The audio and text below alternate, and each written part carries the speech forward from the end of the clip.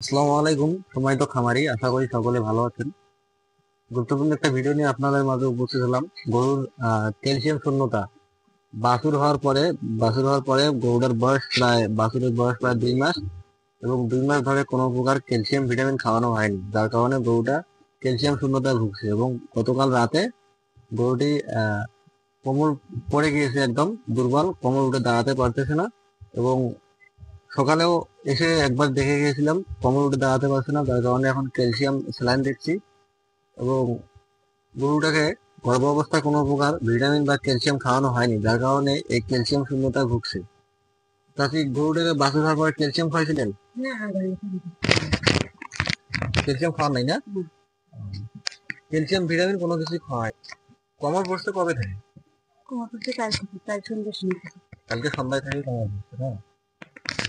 সম্মানিত খামারি, আপনারা যারা খামার পালন করে থাকেন, অবশ্যই গরুকে গর্ভ অবস্থায় প্রচুর পরিমাণে ক্যালসিয়াম খাওয়ানোর চেষ্টা করবেন। না হলে গরু বাছুর হওয়ার পরে এরকম গরুর কোমর পড়ে যেতে পারে। এবং এই কোমর পড়া রোগ একটা মারাত্মক সমস্যা, এবং এটা ব্যয়বহুল খরচ। এখানে অনেক ব্যয়বহুল খরচ করতে হয়, যার কারণে গরুর গর্ভ অবস্থায় ক্যালসিয়াম খাওয়ানোর চেষ্টা করবেন।